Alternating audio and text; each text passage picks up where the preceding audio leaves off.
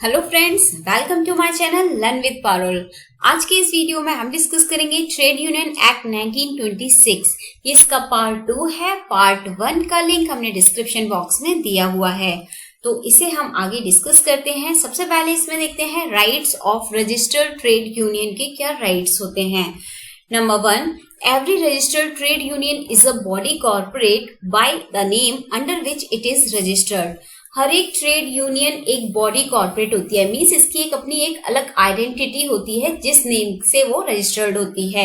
इसके पास perpetual succession होता है। परपेचुअल सक्सेशन मीन्स कि कोई भी ऑफिस बियरर आ रहा है या जा रहा है, किसी की डेथ हो जाती है, कुछ भी रीजन है, लेकिन ये ट्रेड यूनियन अपनी चलती रहेगी। ऐसा नहीं कि किसी ऑफिस बियरर की वजह से ये रुक जाए, इसकी अपनी एक अलग आइडेंटिटी है, ये अपना चलता रहेगा। It has a common seal, इसकी अपनी कॉमन सील होती है जिससे ये कॉन्ट्रैक्ट्स को साइन करती है। And has a power to acquire and hold movable and immovable properties, इसके पास पावर होती है कि प्रॉपर्टीज को सेल कर सकती है, बाई कर सकती है। देन राइट टू कॉन्ट्रैक्ट कर सकती है। Then right to sue and to be sued, sue भी कर सकती है, किसी पर केस भी कर सकती है और इस पर भी केस हो सकता है। Second, immunity from criminal conspiracy, immunity from civil suit in certain cases।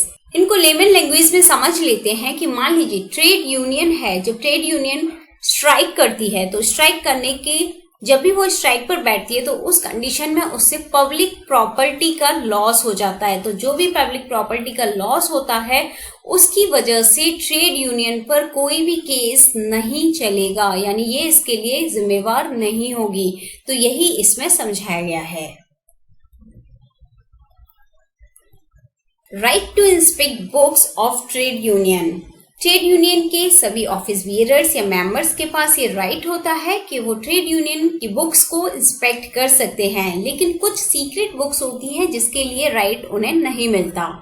Rights of minor to membership of trade union, minors के पास भी राइट होता है कि वो ट्रेड यूनियन के मेंबर्स बन सकते हैं, लेकिन उसके लिए उनको 15 ईयर एज एक्वायर करनी होगी, यानी एडोलेसेंट ही माइनर मेंबर बन सकता है जिसकी एज 15 और लेस देन 18 ईयर्स हो।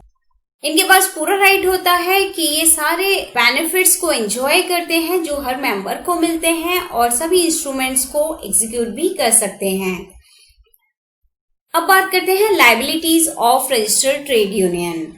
सबसे पहला है object on which general funds में बी स्पेंड, जो भी जनरल फंड आता है वो किस तरीके से स्पेंड किया जाता है। तो payment of salaries, allowances, expenses to the office bearers of the trade union, trade union के जितने भी मेंबर्स हैं उनको सैलरी देना, अलाउंसेस देना, एक्सपेंसेस करना उन पर। Then expenses for the administration of the trade union, trade union के एडमिनिस्ट्रेशन पर जितना भी खर्चा किया जाता है उसमें जनरल फंड खर्च होता है। प्रोसिक्यूशन और defence of any legal proceedings, कोई भी लीगल प्रोसीडिंग्स चल रही है तो उसके डिफेंस और प्रोसिक्यूशन में जो खर्चा होता है। Then conduct of trade disputes and compensation of members for loss arising out of trade dispute, trade disputes की वजह से जो भी कॉम्पनसेशन मेंबर्स को दिया जाता है वो सारा खर्चा जनरल फंड से किया जाता है। प्रोविजन ऑफ एजुकेशन, सोशल और रिलीजियस बेनिफिट्स, एजुकेशन, सोशल और रिलीजियस बेनिफिट्स पर जो एक्सपेंडिचर होता है वो भी जनरल फंड से होता है। The payment of contributions intended to benefit workmen in general subject to the maximum of 1/4 of total gross income, जो भी ये पेमेंट किया जाता है वो सारा पेमेंट होगा टोटल ग्रॉस इनकम का 1/4, उसमें से ही ये सारा जनरल फंड एक्सपेंड किया जाता है।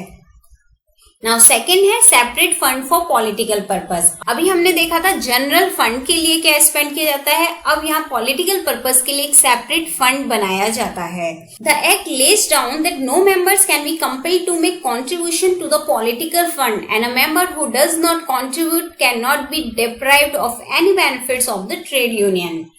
जो भी ट्रेड यूनियन का पॉलिटिकल फंड है जो सेपरेट बनाया जाता है उसमें किसी भी मेंबर को कंपेल नहीं किया जाएगा कि वो उसमें कंट्रीब्यूट करें, मींस जिसकी मर्जी है वो कंट्रीब्यूट करे, जो नहीं करना चाहता है वो नहीं करे। लेकिन जो मेंबर नहीं कंट्रीब्यूट करना चाहता है तो उसको किसी भी बेनिफिट से डिप्राइव भी नहीं किया जाएगा, उसको भी वही सारे बेनिफिट्स मिलेंगे जो सभी औरों को मिलते हैं जो कंट्रीब्यूट कर रहे हैं। Disqualification of office bearers of trade union. Trade union के ऑफिस बियरर को कैसे डिस्क्वालीफाई किया जा सकता है? जिन्होंने 18th ईयर एज एक्वायर की नहीं है उनको डिस्क्वालीफाई किया जा सकता है। सेकंड, अगर कोई भी ऑफिस बियरर किसी भी ऑफेंस की वजह से इम्प्रिजनमेंट उसका हो जाता है और इम्प्रिजनमेंट यानी जेल से आए हुए अगर उसे 5 साल नहीं हुए हैं तो उसको ऑफिस बियरर नहीं माना जाएगा। 5 साल के बाद ही वो ऑफिस बियरर कहलाया जाएगा, उससे पहले उसको डिस्क्वालिफाइड कर दिया जाएगा। Change of name. Any registered trade union may, with the consent of not less than 2/3 of the total number of its members, can change its name. अगर कोई भी रजिस्टर्ड ट्रेड यूनियन अपना नेम चेंज कराना चाहती है तो उस condition में जितने भी टोटल मेंबर्स वहां हैं उनमें से 2/3 का कंसेंट होना चाहिए चेंज के लिए, तभी चेंज हो सकता है। लेकिन notice in writing of every change of name, जो भी चेंज का नेम होगा उसका जो नोटिस है वो सेक्रेटरी और 7 मेंबर्स ऑफ ट्रेड यूनियन ही साइन कर रजिस्ट्रार को सेंड करेंगे। Amalgamation of trade union. अगर कोई भी ट्रेड यूनियन किसी दूसरी ट्रेड यूनियन के साथ अमलगमेटेड होना चाहती है तो उस कंडीशन में दोनों ट्रेड यूनियंस के, जो भी ट्रेड यूनियंस अमलगमेटेड होना चाहती हैं तो उनके 50% ऑफ द मेंबर्स वोट देंगे, उनके वोट होने चाहिए और उन वोट्स में 60% वोट्स फेवर में होने चाहिए अमलगमेशन के, यानी वो रेडी होने चाहिए अमलगमेशन के लिए। Dissolution of trade union. A notice of the dissolution signed by 7 members and by the secretary of the trade union shall within 14 days of the dissolution be sent to the registrar. Dissolution के लिए जो notice send करना है वो 7 member से signed होना चाहिए और साथ में सेक्रेटरी के थ्रू, और वो उसे डिसोल्यूशन के 14 डेज के अंदर रजिस्ट्रार को सेंड कर सकते हैं। रिटर्न्स एनुअली किए जाते हैं और जितनी भी रिसिप्ट्स और एक्सपेंडिचर्स होते हैं रजिस्टर्ड ट्रेड यूनियन के वो 31 दिसंबर यानी जो एंडिंग ईयर है 31 डे ऑफ द दिसंबर उसको वो भेजे जाते हैं रजिस्ट्रार को, या तो उस दिन भेजे जा सकते हैं या उससे पहले भेजे जा सकती है सारी receipts and expenditures. A copy of every alteration made in the rules of the registered trade union shall be sent to the registrar within 15 days of making of the alteration.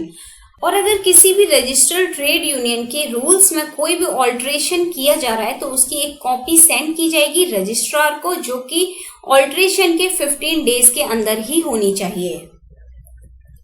Penalties.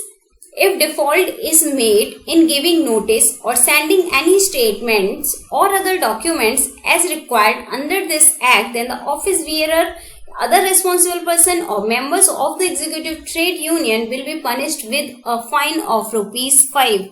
अगर किसी भी office bearer ने या कोई responsible person है या कोई भी मेंबर ऑफ एग्जीक्यूटिव है ट्रेड यूनियन का, अगर उसने कोई भी डिफॉल्ट किया है नोटिस में या कोई भी स्टेटमेंट या डॉक्यूमेंट्स दिया है उसमें कोई भी डिफॉल्ट किया है तो उस कंडीशन में उसको पनिश किया जाएगा विद ₹5। और अगर इसी ऑफेंस को वो कंटिन्यू करता है तो उस कंडीशन में उस पर ₹5 पर वीक का एडिशनल फाइन लगेगा और ये फाइन मैक्सिमम ₹50 से ज्यादा नहीं हो सकता। Any person who willfully and with intent to deceive made any false entry in or any omission from the general statement or alteration of rules sent to the registrar shall be punishable with fine may be extended to ₹500। अगर कोई person जानबूझकर धोखा देने की intention से कोई भी false entry कर देता है, गलत एंट्री कर देता है या जनरल स्टेटमेंट से कोई भी स्टेटमेंट या कोई भी एंट्री को हटा देता है, कोई भी रूल्स में ऑल्ट्रेशन कर देता है और उसे रजिस्ट्रार को सेंड कर देता है तो उस कंडीशन में उसको पनिश किया जाएगा और वो फाइन ₹500 तक का हो सकता है। Any person who with intent to deceive give incorrect document to become a member or gives a copy of unregistered trade union shall be punishable with fine which may be extended to ₹200। अगर कोई person जिसकी intention धोखा देने की है और वो गलत डॉक्यूमेंट दे देता है और उससे मेंबर बन जाता है या फिर कोई भी कॉपी अनरजिस्टर्ड ट्रेड यूनियन की दे देता है तो उस कंडीशन में भी उसको फाइन लगेगा जो कि ₹200 तक का हो सकता है। Cognizance of offences. No court shall take cognizance of any offence under this act unless the complaint has been made by or with the previous sanction of the registrar. इसको लेमन लैंग्वेज में समझ लेते हैं कि अगर court के पास कोई भी ऑफेंस जाता है तो उस ऑफेंस की इंक्वायरी जब तक नहीं होगी जब तक रजिस्ट्रार उसको सैंक्शन न कर दे, और ये कंप्लेन विद इन 6 मंथ्स देनी होगी ऑफेंस के होने से, यानी जिस दिन ऑफेंस हुआ है उसके 6 मंथ के अंदर ये कंप्लेंट देनी होगी कोर्ट में. No court inferior to that of a presidency magistrate of first class. कोई भी court magistrate of first class से इंफीरियर नहीं होगा. तो यहाँ ये एक्ट कंप्लीट होता है. इसका पार्ट 1 और पार्ट 2 दोनों हमने डिस्क्राइब कर दिए हैं. आई होप आपको ये समझ आए होंगे. अगर आपको वीडियो अच्छा लगा है तो इसे लाइक करें, शेयर करें और चैनल को सब्सक्राइब करें और साथ में बेल का आइकन प्रेस करें ताकि आपको आने वाले वीडियोस के नोटिफिकेशंस मिलते रहेंगे. Thank you.